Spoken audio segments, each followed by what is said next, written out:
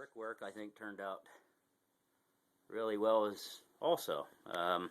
But one of the things that Ryan and I are doing right now is, I don't know if you remember from some pictures, but we actually had like riser cement platforms that will actually act as steps for this illusion.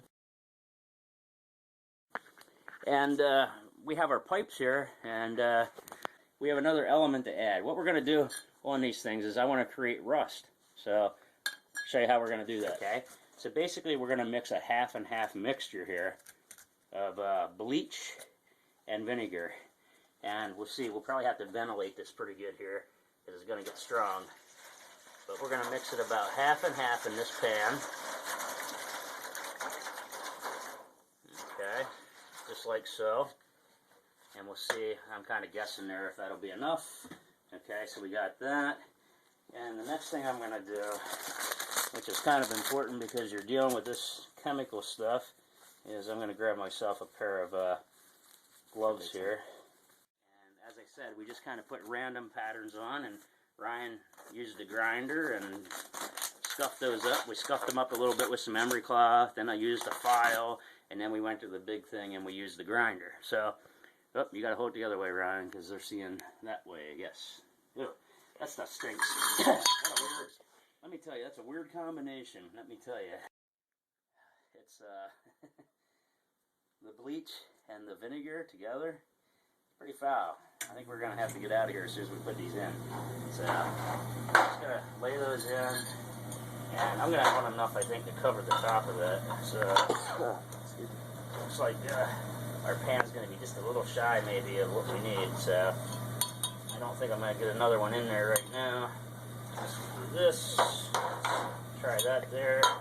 Try that in there. There we go. Okay. Now, I'm going to add some more bleach. Okay.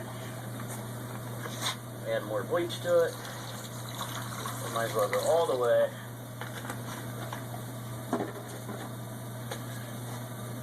More vinegar. Brian's dying over there. Aren't you right? Yeah. Okay. I can hold up. Now, what you're going to start seeing is it's going to start oxidizing. And we'll leave this in here for probably about 20 minutes or so. And at 20 minutes, you should see a lot of oxidization processing of this stuff where we scuffed. In fact, you can see already it's starting to do its job. If you can get a close-up of that, Ryan, it's really hard to tell right now, but you can see it's already starting to work, where it's going to oxidize that, and this is going to create like a really rusty look, okay? So I'm going to take this for now, just so we can confine it for sure, and keep the chemical smell and everything in there.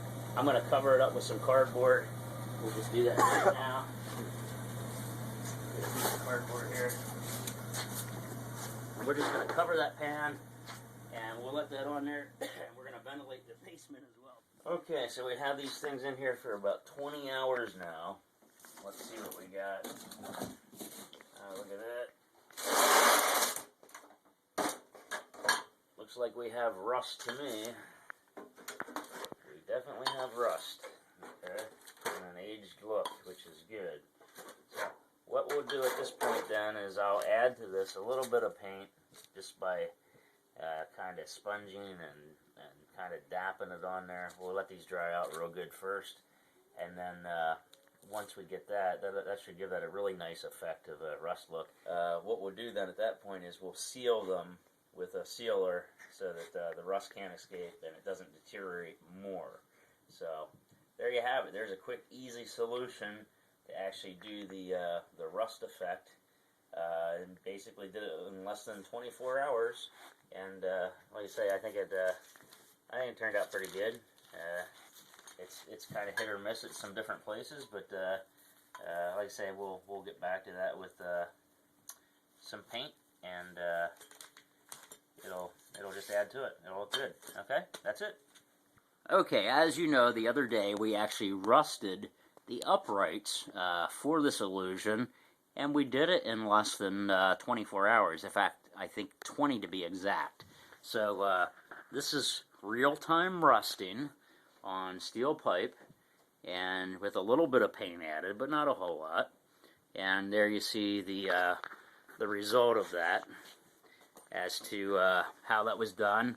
And then those pipes were actually sealed so the rust doesn't come off in your hand and all that good stuff. So anyway, I'm going to take you through this illusion real quick as Ryan tapes. Okay, so I realized that I was developing this illusion. I really didn't have a chance to walk anybody through what it's about or what it does. All you've seen at this point is simply a theme about a brick wall and possibly a window. So I'd like to take you through that if I could. And obviously the illusion is still under construction, so what you see right now is what you get.